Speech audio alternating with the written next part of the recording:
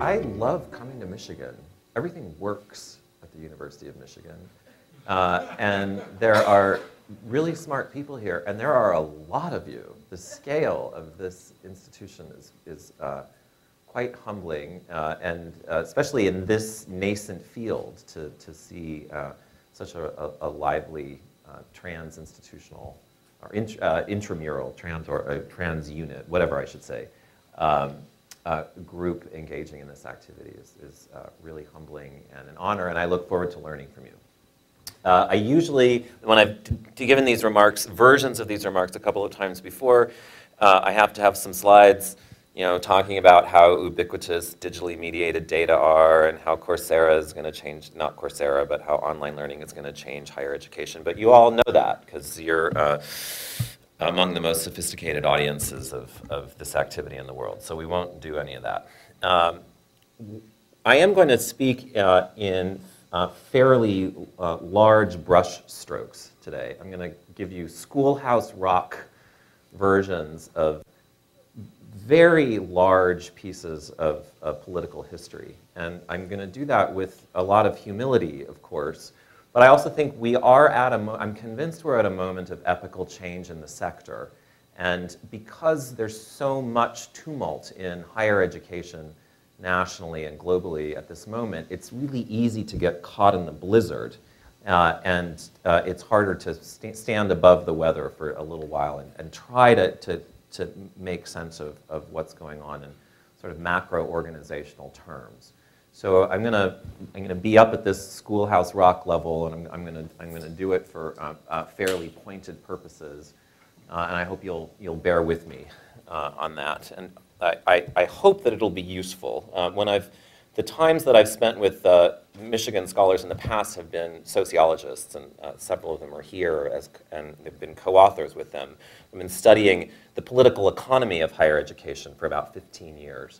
And as Tim said, for the last couple of years, once the computer science department at Stanford decided that teaching and learning in higher education were worthy of their attentions, the landscape of knowledge production changed basically overnight at Stanford. And I was either smart or foolish enough to drop everything that wasn't online learning and sort of give myself over to the engineers for a while. And that's how I met some others in this room. And I'm hoping today that I can suggest to you that these different parts of intellectual history can mutually inform each other. All right, so what am I going to do? I'm going to give you what I think is the briefest possible overview of the relationships between higher education, governments, markets, civil society, and private life in 20th century modernity. That's Schoolhouse Rock, right? How much more? I guess there are some climate scientists in here. They can get pretty big, too. I want to give a sense of how I think digitally mediated instruction is working with other changes in recent higher education history to disrupt those relationships. I just realized I had a paper handout that I'm going to start passing around here. Oh, great, thanks. Again, how digitally mediated instruction coupled with other recent historical changes in the organization of higher education are disrupting those historical bridges between sectors. And then I want to suggest the implications of this disruption for education science, business, national government, citizenship, and the self. We are in the midst of a very big deal. Where did I come from in asking these audacious questions? I've been trying to figure out what a university is for about 15 years now. It seems obvious when you're sitting in one, but the harder you look at this thing, the more complicated a production function it becomes. Right? What is the production function of the University of Michigan? Your colleague Jason Owen Smith just announced, it was just announced, would be the executive director of an ongoing effort to figure out how government funds turn into science at places like the University of Michigan. Elizabeth Armstrong and her colleagues have been interested in places in how higher education turns people into men and women and parents. I've been very interested, along with Chris Loss and others, in how to think about the relationship between places like the University of Michigan and Washington, D.C. So the harder you look at a university, the harder it is to specify what its functions are and what they are not. So that's what I and Elizabeth Armstrong and several others, many across the country, have been trying to do. And in fact, the last time I was at Michigan, I gave a working draft of that paper. And was subsequently not offered a job here. But I was also recently commissioned to do a redux. The title was given to me, Systemic Change in Higher Education. So now I'm working on my second draft. Maybe I'll get another chance. Also, in the last few years, in 2010, pre-revolution, I call it the revolution of 2012. I call when some of the highest status computer scientists in the world publicly decided that teaching and learning could be data sciences, and that they might even make a lot of money off of those data sciences. That's the year that Daphne Koller and Andrew Ng created Coursera, Harvard and MIT created edX. You guys started doing more of what you were already up to. Stanford created the vice provost for online learning. And all the conversations changed. The revolution didn't begin in 2012, but it certainly had its symbolic marker, I think, in that year. In 2010, back when the Bill and Melinda Gates administration was interested in community colleges and their improvement, my colleague Mike Kirst and I were given a grant to sort of think through what the social science of higher education would look like if one presumed that the modal providers were community colleges and for-profit institutions, which in fact they are, but what social science we have of higher education has really been focused on places like Michigan and Stanford. When we started that grant in 2010, it was controversial in Seattle that we were paying attention to for-profit schools, and it was controversial that we were paying attention to online learning. And when we finished the grant in 2013, the entire world had changed. Thankfully, the people that we had enlisted to help us think that through were paying attention to the revolution. And some of the collected work is coming out next month in this volume from Stanford University Press. Also, as Tim said, we engaged in a 2-year thought project at Stanford beginning in 2012. Which was essentially a way for the Graduate School of Education to have something to offer to the rest of the university. So I'm sort of thinking about these issues as a sociologist for some time. All right, so digitally mediated instruction. I just want to specify that I'm talking about instruction that is conveyed and experienced through digital media, not just supported by it. Okay, so we've had digitally supported instruction for a long time. Digital mediation is, I think, a fundamentally different thing, institutionally as well as pedagogically. Right? I'm standing on the shoulders of giants here, of course. I would say it's fair to say that higher education has not had the political theory it deserves in the United States.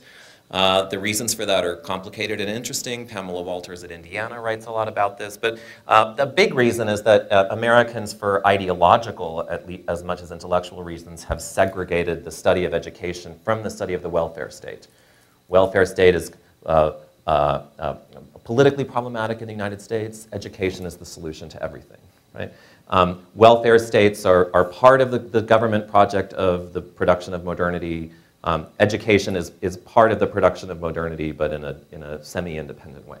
So we've sort of segregated analytically education from welfare, even though I think it's fair to say that they're both properly understood as they're properly understood as state projects for building civil society. Not my idea, obviously. Talcott Parsons was pretty good at this. Even though he became unfashionable for 30 years, he's back in vogue. John Meyer at Stanford is one of the leading political theorists of higher education that I lean on heavily. The guy who's written the political history of higher education in the 20th century that we've needed for decades is Chris Loss at Vanderbilt, and my colleague at the University of Chicago, Elizabeth Clemens, is helping me think about this too. All right, so those are my citations. Right? Now we can move on to this is Political Theory 101, all right? Freshman year, right? Here's the Schoolhouse Rock story.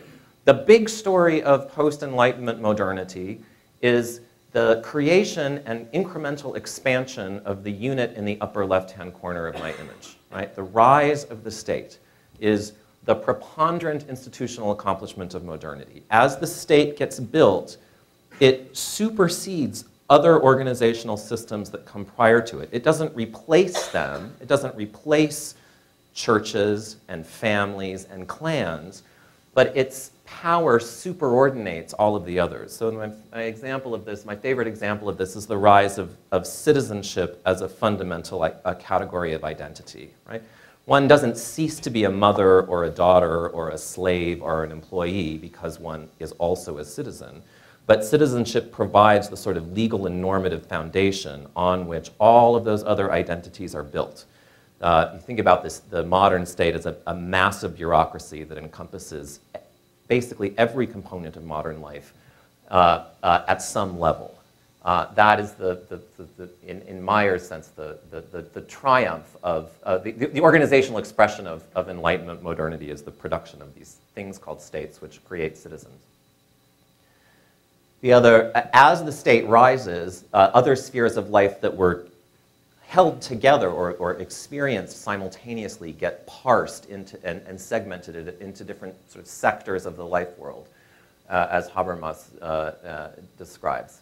Certainly the division between the state and the so-called private sphere, right? The place where I take my clothes off, fall in love, physically and socially reproduce, gets officially segregated and segmented from the world of government. Government relies on that work, but it also creates a sphere of autonomy for the private life world. The state also regulates market exchange quite fundamentally, but it allows the market to operate and grow largely independently of state regulation in industrial democracies. And the organizational, the components of the life world that are not those other sectors, sometimes called the third sector or civil society, are the other institutions that weave the space between private life and public life together. These are churches, volunteer organizations of all kinds, voluntary associations that are especially robust and prolific in the United States because we have a relatively weak state apparatus in the American version of modernity. 101, state, market, civil society, private sphere. Question, where are universities?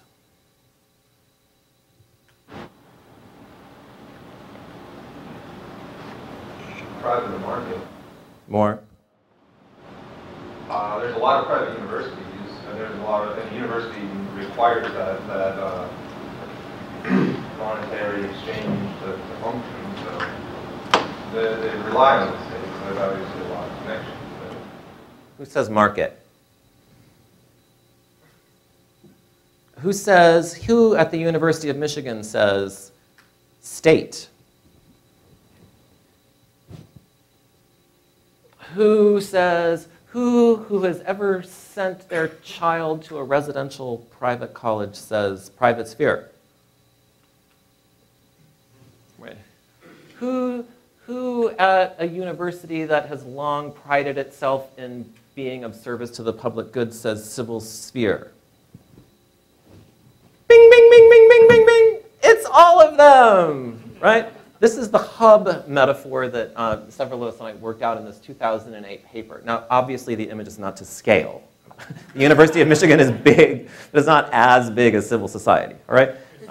The argument here is that universities serve as institutional intersections of these other domains of life, all right? They work, as Chris Loss argues, over the 20th century in the United States, as parastates doing for government what government didn't want to explicitly do itself, right?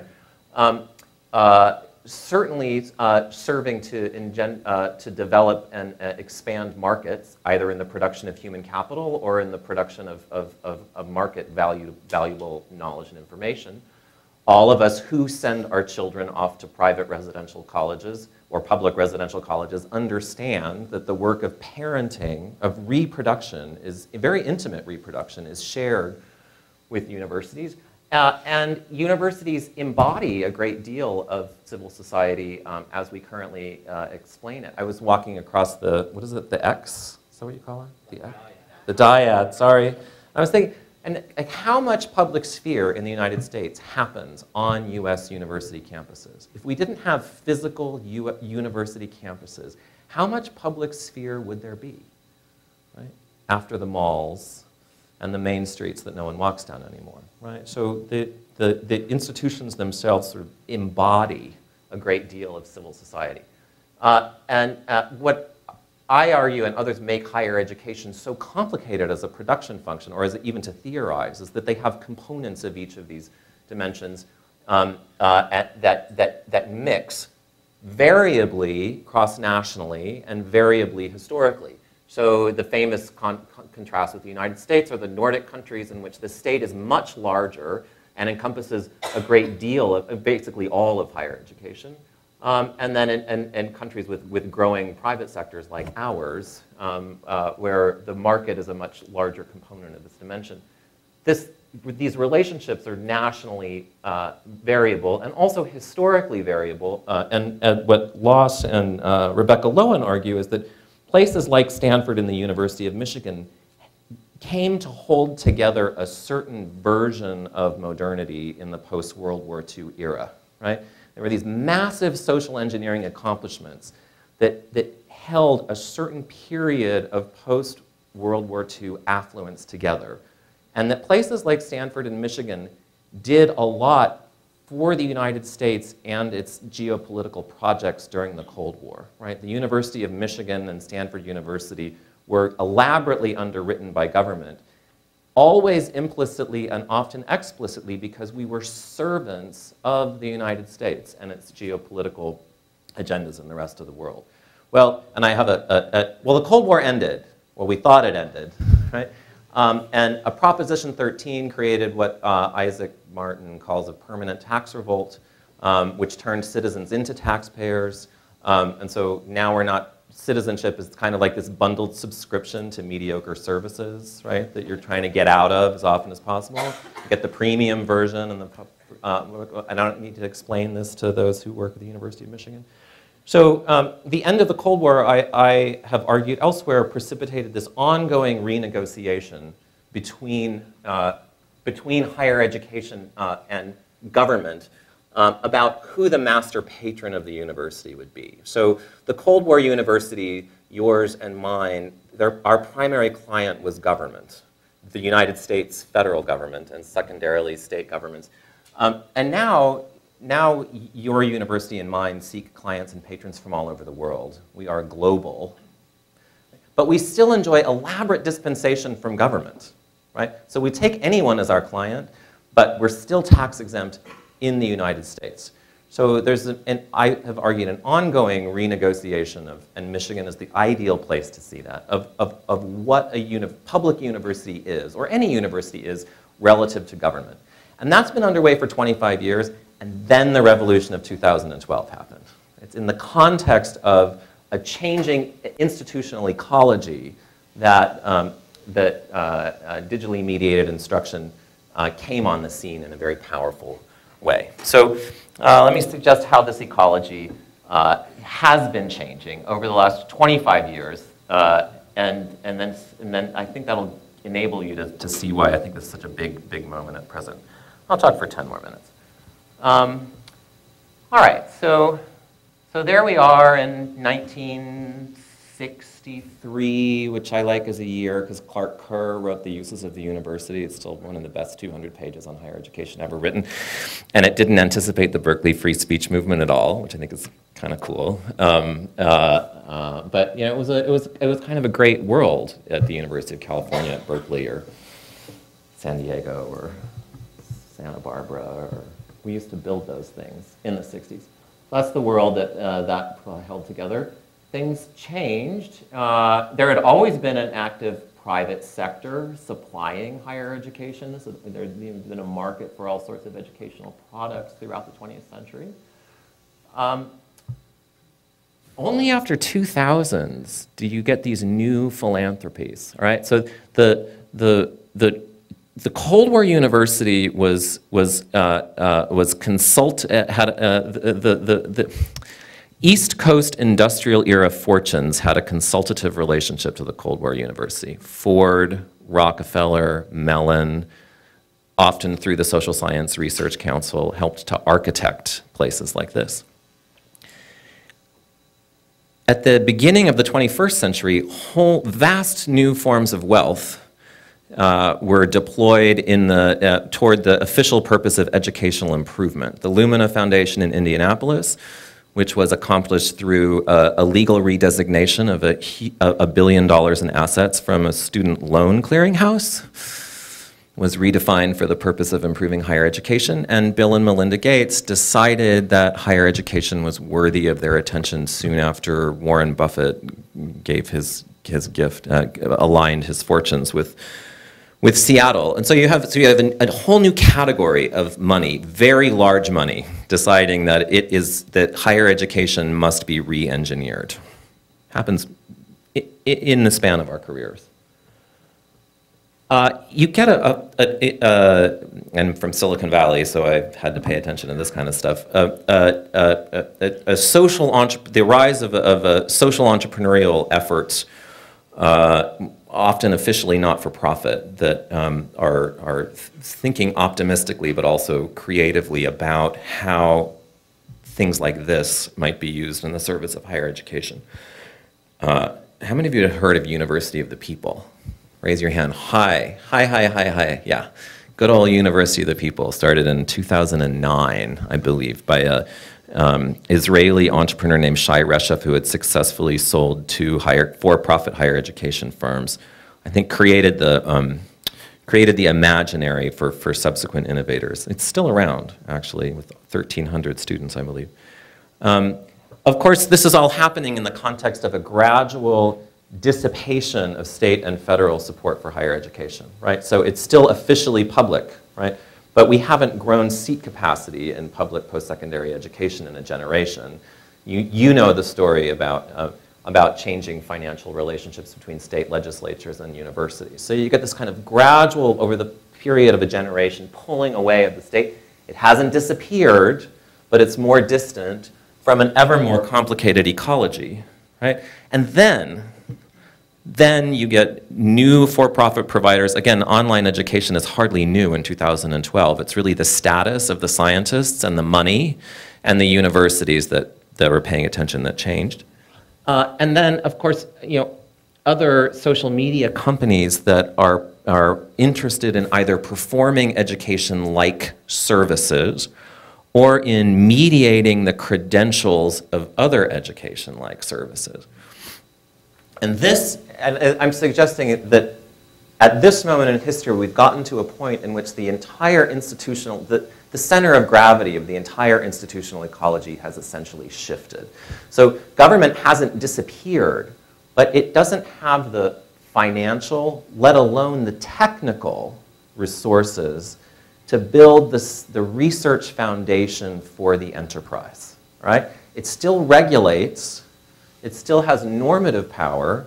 It still provides some funding, but it is at present, I must regrettably say, probably incapable of building the research infrastructure that can keep up with the market side of the ecology. So we're at a moment in history in which most of the organizational innovation in the sector is happening through privately funded activities.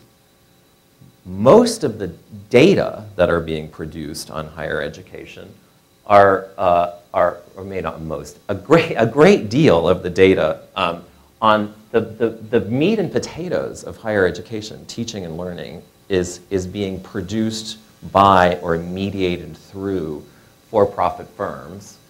And the science of teaching and learning is accreting most rapidly in the market side of the sector, right?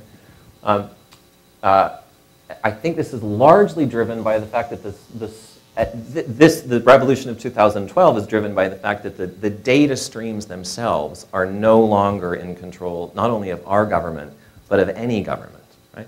So, if Daphne Kohler is kicked out of the state of California, that's just fine, because, she's got all of South Asia if she wants it, right? If India keeps Sebastian Thrun, off planet, that's okay, because the clientele is fundamentally worldwide. It's not subject to any particular sovereign. And furthermore, all of that empirical material is at some fundamental level proprietary. So whatever knowledge gets built out of those material might as easily be in private hands. In fact, more likely in private hands as public ones. So I think the data streams are creating a context in which the knowledge asymmetry between government and markets has shifted profoundly in the direction of market players. And of course, these players are not necessarily independent of each other. I'm sure many of you noticed, as I did about 8 months ago, when LinkedIn and Coursera reached a cooperative agreement in which my Coursera certifications now can show up on my LinkedIn profile at the click of a button. We are currently at Stanford trying to figure out whether we should allow people to use their Facebook and Google logins on OpenEdX. Our engineers think it's a no-brainer because it'll make it so much easier for users worldwide to do it. But our attorney isn't quite so sure.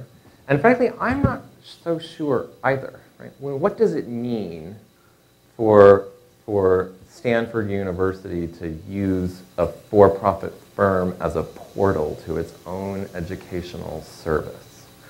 What does that mean? And what could Facebook know, or would Facebook know, if we let them use their login? Yes?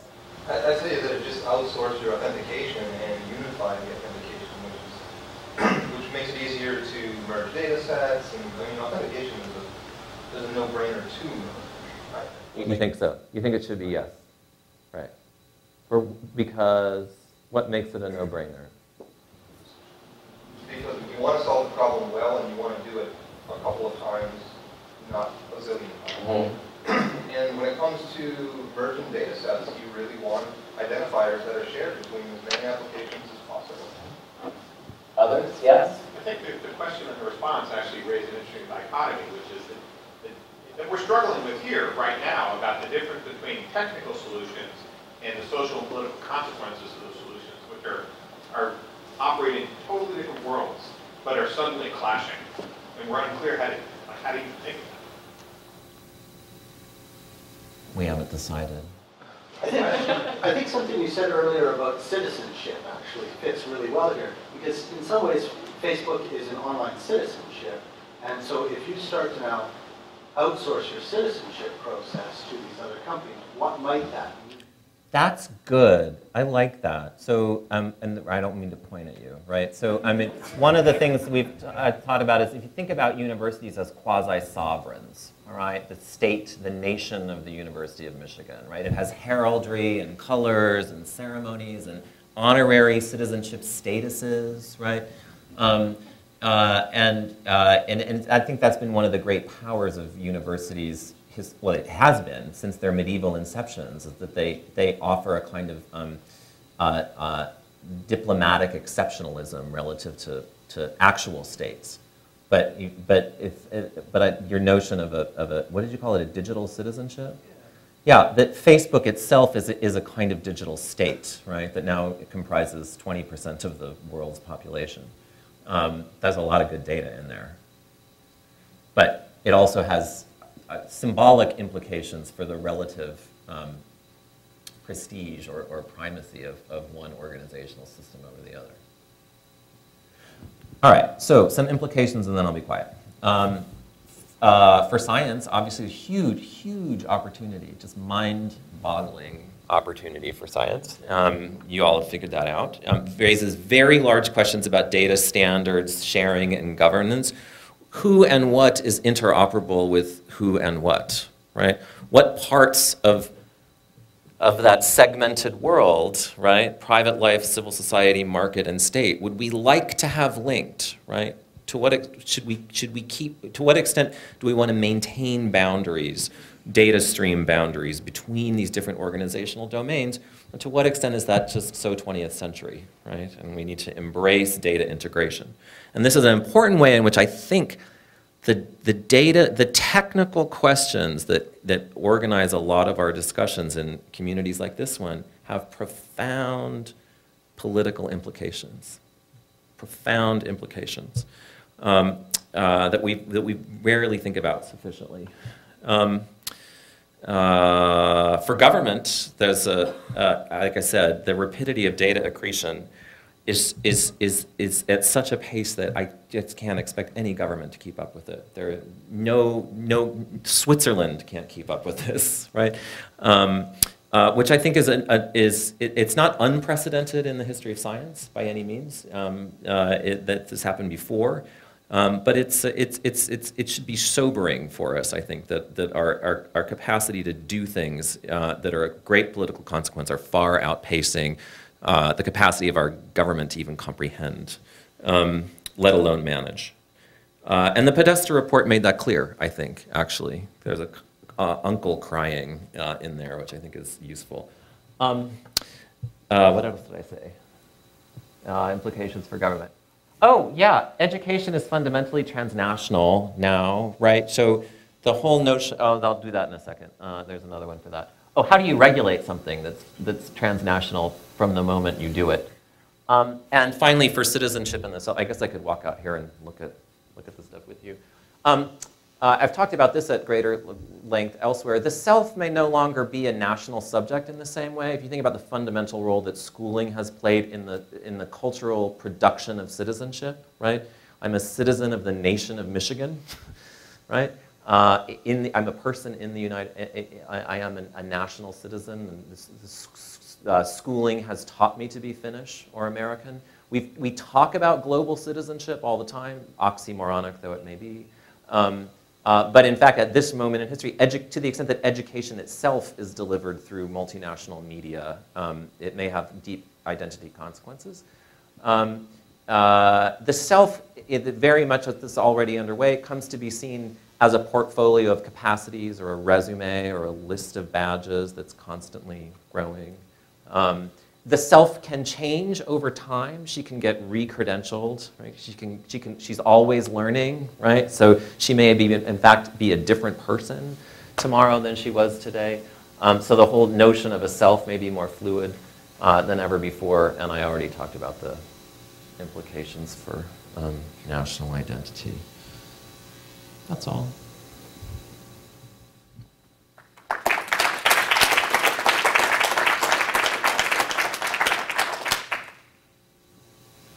So, we have some time to talk, right? Yeah.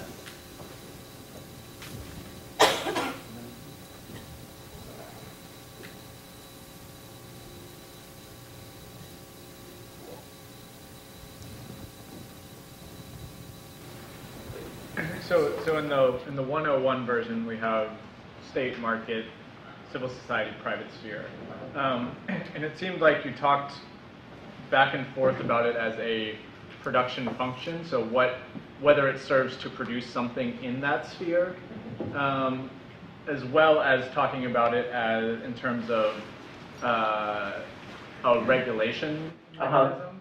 And I was wondering if you could talk a little more about disentangling the two, or if it's even possible to. So it's like the question of who it produces for, what it's producing, where its consequences are borne out. Are those always, I guess what I want to ask is, who has control, who regulates higher education? Does that always dictate what it's producing? Like what it aims at? And yeah, now I hear what you're saying. Disentangling which two?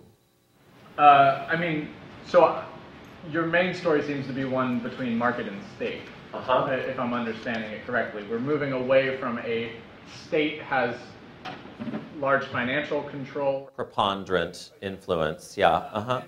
It's producing things that the state is interested in it producing in its constituents. And as it moves away from that into a context in which the market has regulatory control, more or less, on its production, does it start producing other things that the market finds more valuable? Okay, I hear what you're saying. I hear what you're saying. Yeah, I would want to maintain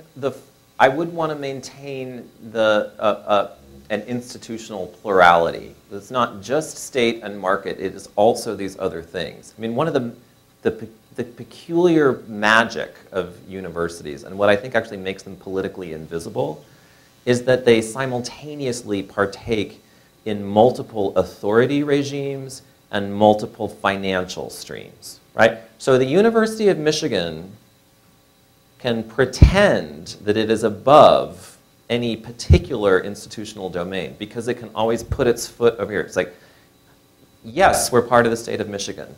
No, we're part of civil society. Yes, we're making money. No, we're a great big family, right? And the university doesn't have to say that it's primarily one or the other, right?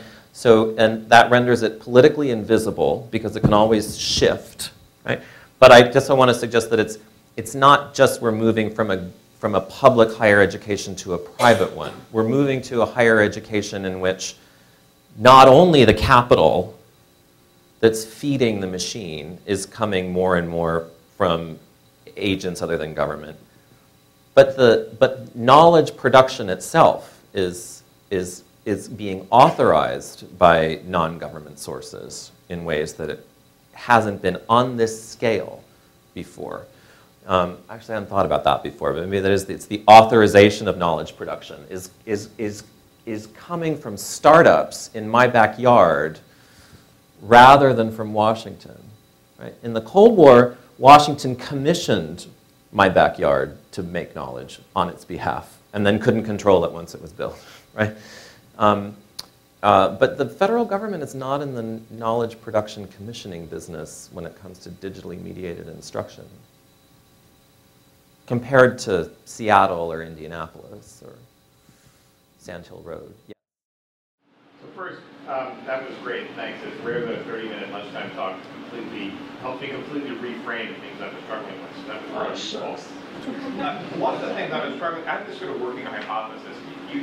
Your commentary about Coursera and the private sector and how it's commissioning knowledge.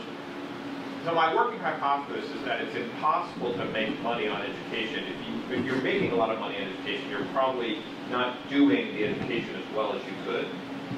And I wonder what you think about that frame about the for-profit education world. Why do you think that? Well, because education is so difficult and complex and can always benefit from more investment in the actual product, as opposed to, say, payment to venture investment, or shareholders, or other the things that surround education that are about running a business that aren't in fact the education itself. Well, I wouldn't want to conflate certification and education, right? So you have a business school too, right?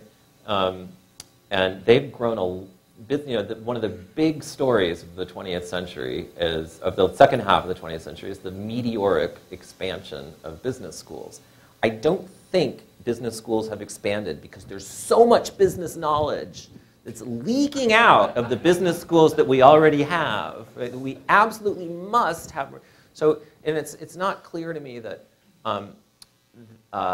that the production of MBA. I mean, we can call that education, but it sort of depends on lots of things can be productized in this sector, and the forecasts are all going in the right direction, right? Because lifelong learning for everyone, probably in English worldwide.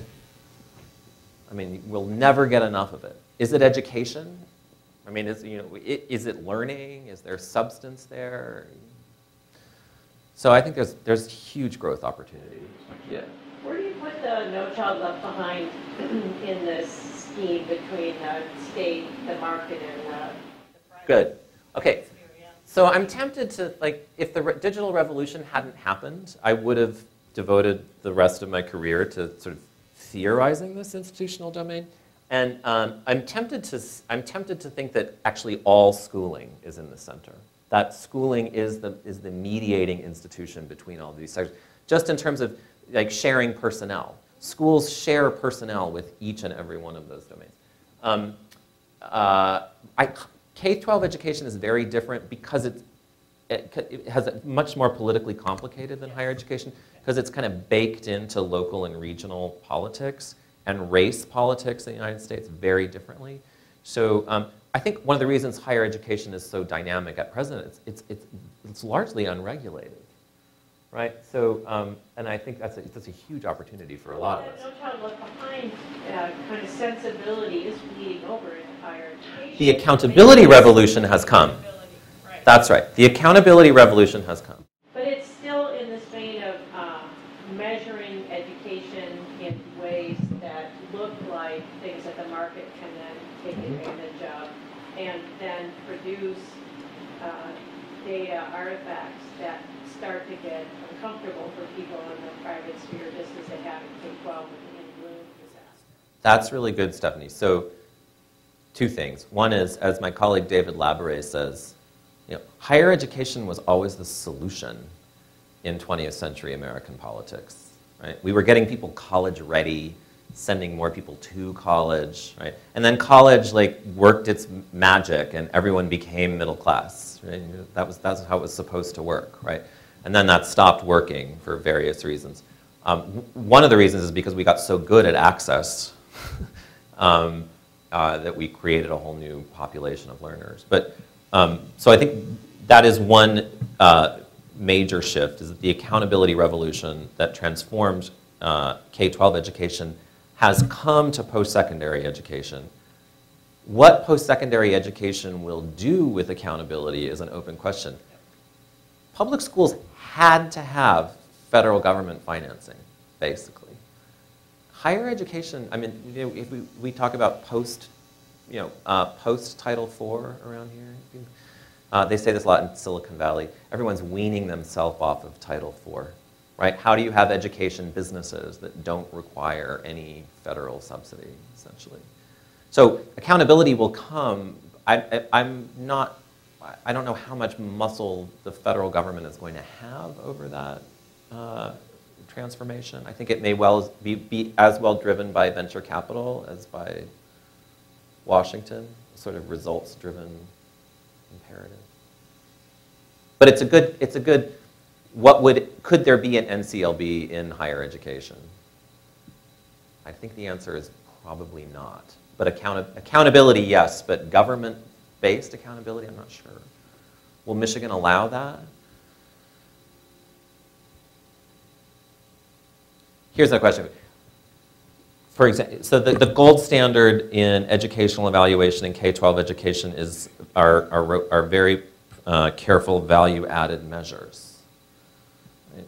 Does Stanford want a value-added measure of learning, net of inputs? But the online revolution, if you want to call it a revolution in its current form anyway, does put pressure on residence-based academic institutions to demonstrate value added. So that's actually, and one of the things I'm impressed by you is how far along you are in this, this brave new world of data-driven administration and planning. I mean, do people really want to know? I mean, see, I would claim that K-12 doesn't want value added either. They really don't want it, but it's the private state and market spheres that are demanding it of them. And the same could certainly happen at Stanford and Michigan because there are audiences. And so our challenge, and one thing the learning analytics group is struggling with, is how to find the right measures so that they measure things we actually care about and value rather than the things the market simplistically wants to look for. I mean, it's remarkable how exempt we've been from learning measurement, right? I mean, the whole enterprise was organized around completion. And how did that happen? Do you have any, this is a dissertation waiting to be written. You know, how did we get away with not measuring learning during the... Not teaching people how to teach when they come here. Well, because K-12 can't filter input as effectively as the higher education. So Harvard and Stanford will always be the greatest universities because they stringently filter the inputs. And I would argue that is the main placeholder for measuring output. No, in general, the exemption from measurement is a mark of privilege, right? So parties that that are enabled to resist evaluation are, you know, it's a mark of their power. And so one of my ambivalences about this moment is that, you know, we're in a scientific revolution in teaching and learning. That's great for science. It's, you know, it's the end of an epoch for faculty. And so I'm trying to figure out how to think about the relative value of those two things. Yes? Well, I also think there's actually the bureaucracy of the state is behind the scenes adding accountability measures through its bureaucracy. So right now, U of M is going through its, I don't know if it's reaccreditation process for Title IV funds. Right. And so because of access to data, it's asking more questions, in order to recertify, it's asking more questions around how are you tracking students, making sure they're in class? How many credits are they taking? So it's not direct assessment reporting, but in a roundabout way, it's using the bureaucracy to do that. And then any new academic programs that are being developed that want to utilize Title IV funds, in the actual applications for both accreditation through commissions and then also to the Department of Education, you're having to address that more thoroughly in terms of how will you be tracking progress. Yeah, right? Let's talk about accreditation. There's another dissertation, right? All right, let me get this. I think this is how this works. I think it's called peer review. Okay, I think this is how it works. Like, every 10 years, you guys get on planes and fly to Palo Alto for 3 days and fill binders with 500. I write 500 pages of material. I send it to you. You fly to California. We take you out to dinner, right? You write a letter. And then I come to Ann Arbor the next year and do it for you, right? And then you know what happens after that? The government says, you're a legitimate institution. Have as much money as you want. Wow. That was great, right? That was great while it lasted, all right? And so I think what you're seeing now with the credit, what you're seeing is a kind of the last gasps of a dying regulatory regime. So, and that dying regulatory regime is trying to save itself doing the same things it's always done, which is sort of adding more reporting layers. That's all it can do, right? That's all it has the capacity to do. But I would say those days are numbered because it's not sustainable with people like this guy in the room telling me to do the Facebook login, right? It's just not sustainable. So I think we're at this moment in which you have, sort of excessive assessment trying to fend off this major data revolution. Yeah. So about 5 or 10 years ago, you gave a really interesting talk here, looking at 4 lenses of higher education. You were there. I was there, and it was a good article, the Seed Incubator. Yeah. Thanks a lot. So that was all pre-big data, I think. Yeah, that was. So do you think those 4 lenses in the higher ed still apply now, or do we need a new metaphor for thinking about education? This is why I love it here. Right? Okay. Yeah, hey, thanks for coming in. So Elizabeth Armstrong and I and Richard Aram wrote this paper in 2008, which was an attempt to summarize the social science of higher education that we could. And the sociology of higher education. And we summarized that sociology with 4 metaphors.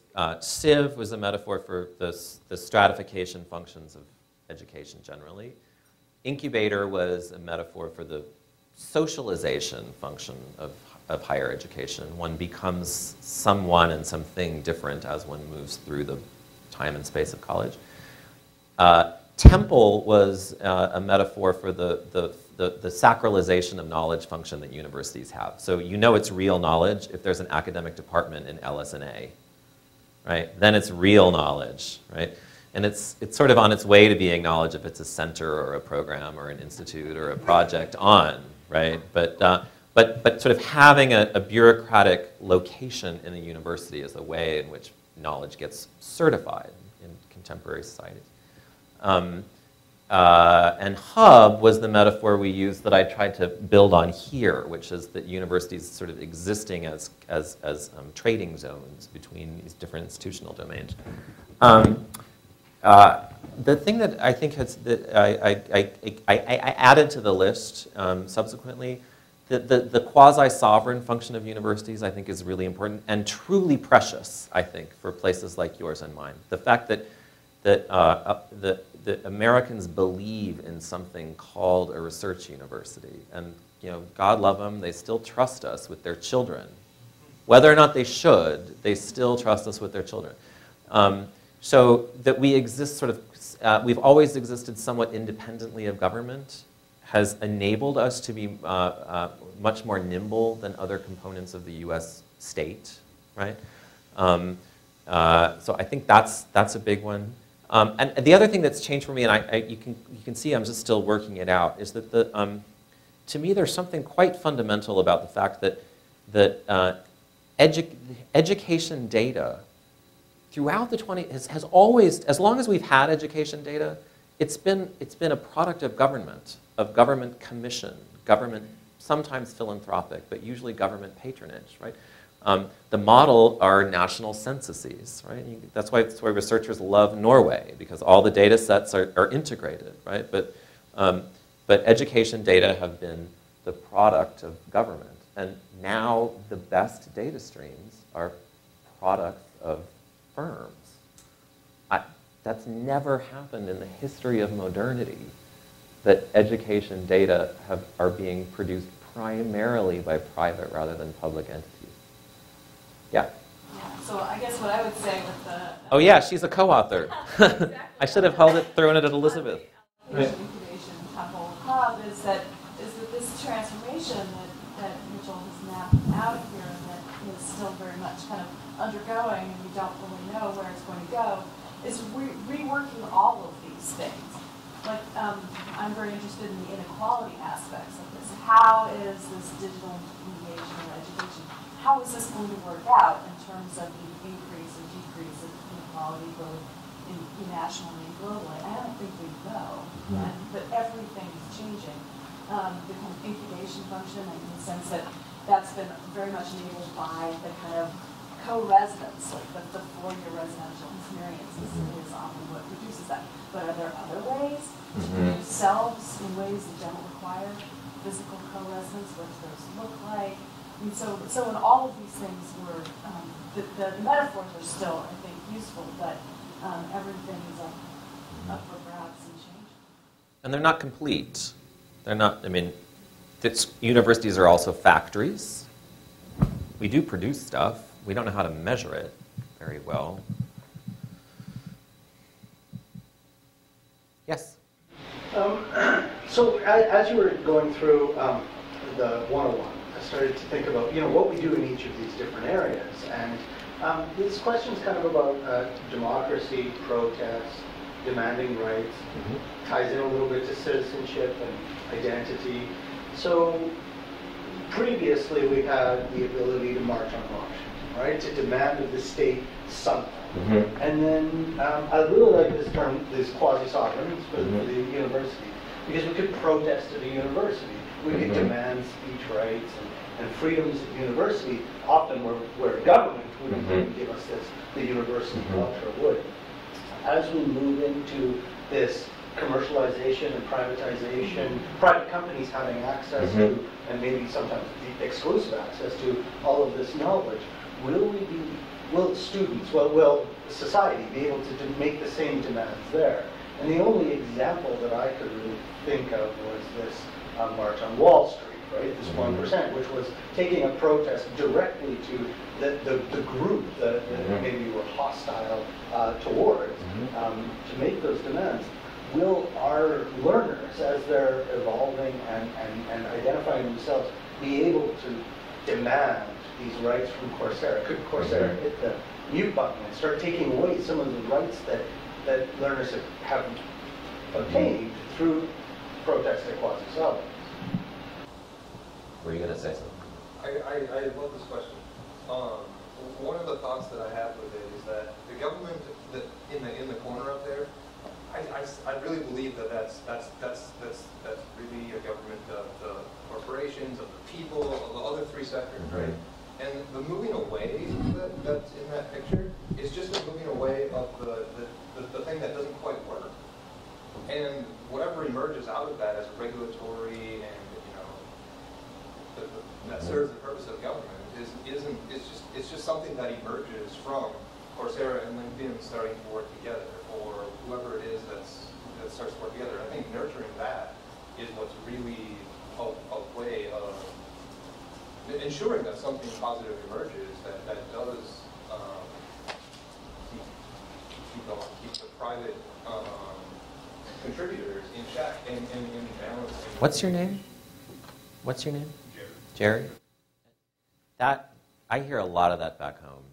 That is the, in Silicon Valley, it's the cutting edge of civil society discourse. It's sort of, what is a new world with a government that shrinks partly because of its incapacity to govern look like, right? And I would say that version of civil society is now actively under construction.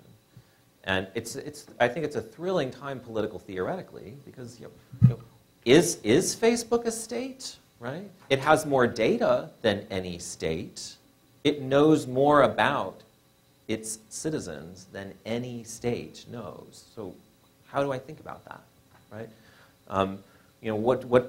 When we live in a world in which the entities that know the most about subjects are not governments, has never happened. Yes? How is that civil society and not market, though? So what is the Silicon Valley response to thinking about it as a place of exchanging? That's it. What is that space in which a whole new world of civility is built on a platform that is a proprietary good, and the data streams themselves are proprietary goods? What is that? I mean, I think that's and I think you see this in the Podesta report as well. The federal government it's unclear what the inherited regulatory architecture of data from the 20th century, it's unclear how that's going to hold up in this new world. And that's why it's so hard to do data shares, right, between learning science labs, because all the attorneys are freaked out because they don't know what can go where, under what conditions, according to which regulation. What will a civil society look like that is architected in substantial measure by proprietary firms? Yeah.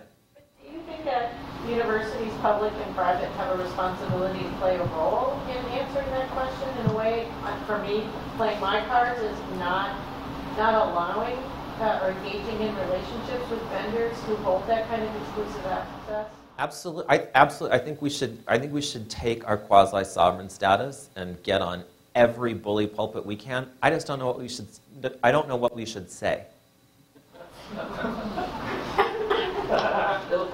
Right? I mean, that's the hard part. I mean, there's a reason why university presidents are not talking about this, all right? Nobody knows what to say. Right. And with that in mind...